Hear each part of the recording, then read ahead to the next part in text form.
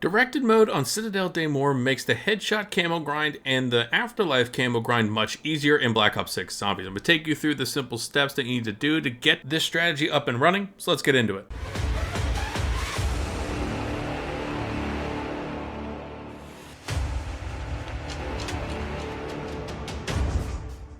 Now, as usual on Citadelle Des Morts, you can't do most things until you open up Pack-a-Punch and talk to Craft. So obviously you have to go and open up Pack-a-Punch, which the game guides you through, and then also in directed mode, it will tell you where you can find Craft and you need to go and talk to him. Once you have done both of these first steps, you can basically start doing the strategy right away. But before you do the next steps, I recommend you go to the castle and open it up until you get to the round cap of 10 in the top right, as it will make this strategy much faster. So now that you have the round cap that you want, make your way back into the dining hall and you're going to start the light incantation puzzle, where you have to shoot all of these different red crystals surrounding the dining hall and into the secret room, which I call the apothecary room. If you haven't done this puzzle before, all you have to do is line up your shots with these crystals around this room, and as you see, when you hit them correctly, they will get a solid red beam that will then point you to the next red crystal that you need to shoot at a certain angle to go to the next red beam. Now inside the apothecary room, you're going to see this finally line up on a statue that is on a table when the final red beam hits this statue. As soon as you see this final red beam hit this statue, you want to go near the statue, as what's going to happen is that there's going to be a brooch show up on the statue that you then need to pick up. Once you pick up this brooch, you want to run back into the dining hall, and onto the right side where you're going to see graffiti of a lion, there is going to be a circle that appears. Interact with this circle and you're going to start a soul box that is going to constantly spawn zombies around the same level of the round that you are on, and you want to quickly make your way down to the dungeon where you first talk to Craft and sit up right next to the quick revive perk machine, because you're going to want to turn around and look at the stairs that you just ran down, and you're going to have very easy headshots on all these constantly spawning zombies that are never going to end spawning until you complete that soul box. In other words, you have a very easy to kill, very constant spawning zombie horde that allows you to get those easy headshots all the way up to the 2000s, and if you're on the Afterlife Camos like I am at this point, it makes it really easy to get those 20 consecutive kills 10 times. There's another same alleyway that you can look down to get those easy headshots from the place that you started the soul box. You want to run your way back into the main hallway, the entrance hall, and go right behind the Juggernog machine, and you're also going to see a very easy hallway to get those headshots and consecutive kills. Now, one thing you do have to keep in mind is that these zombies are eventually going to start forming into the round zombies, and you're eventually going to hit the round cap and constantly spawn a different round that will have zombies showing up not directly from the spawn of the soul box, but from the normal spawns that you have around the map. So there's something to keep in mind. There's not going to be that many, and if you keep it at round 10, they won't be hard to kill. Now, I know what you're thinking. What if I accidentally fill up this soul box and these constantly spawning zombies go away? Well, the nice thing is you can do the same idea with every single other incantation, which I have another video on how you can do every incantation, but for this situation, let's go and do the dark incantation. The dark incantation is the second fastest spawner of all the incantations. To start it, you need to make your way to the Pack-a-Punch room and use the slide to go back to the spawn room. Now, while you're going down this slide, towards the end of the slide, you're going to see a raven perched on a rock. Shoot this raven, and as soon as you exit this water slide, you want to shoot the raven again. When you do shoot this raven, you're going to see an item drop that is going to be a raven's talon, which is needed to start the dark incantation. This incantation starting location can be found underneath the room where you find stamina up. So go down the stairs right next to stamina up, a quick turn to the right, and you're going to see another one of these circles show up. Once again, interact with this circle, the talent is going to be placed, and quickly run back to the room where you have Pack-a-Punch. Now, you're going to be able to see directly into the room where you started the incantation soul box, but you want to go back behind the Pack-a-Punch itself, and you're going to very quickly see a bunch of zombies spawning from that same room you just ran out of. Same idea as we had for the light incantation where you ran into the dungeon. This is the same idea, just from a different room. As you can see, it's another straight shot to killing a bunch of zombies really easily with headshots, and very easy to get done for the 20 consecutive kills 10 times for the Afterlife Camo. You can use this very same strategy in the standard mode, but why this is so much better is that those rounds are not going to change past round 10 or 12 depending on how you want to do this strategy, which makes it that much easier to kill these zombies more consecutively, getting you those more difficult challenge and those more grindy camos. Now, as great and easy as these strategies are, there are a couple downsides. Mainly the first one is that if you save and quit from this strategy to save it for later, you are going to have to restart the entire incantation process again, which truthfully isn't very difficult. It's more annoying that you have to take extra time in this camo grind that you're working on to go reset everything, but it shouldn't take you very long since you've watched this video and will probably know it by heart sooner than later. And the second one is of course the round 10 resetting itself, which is essentially just the round 10 zombies respawning in the normal spawns of the map instead of the constant spawning area of whichever incantation you decide to focus on. Yes, this is annoying, especially for the Afterlife camo, because you can get blindsided by a zombie that you don't see on the minimap or here, but as long as you're training around in these areas, it shouldn't be all that difficult to get right back on pace. This is the strategy I've been using for my Afterlife camo grind. It has made it so much easier for me to get the Afterlife camos done. I am almost halfway done with only about 3 hours into using this camo grinding strategy, so I know it's going to work just as easily for you guys if you haven't gotten to this point yet. If you did find this helpful, make sure to hit the like, subscribe buttons down below and let me know how your camo grind progress is going. Once again, I hope you found this helpful and I will catch you in the next video.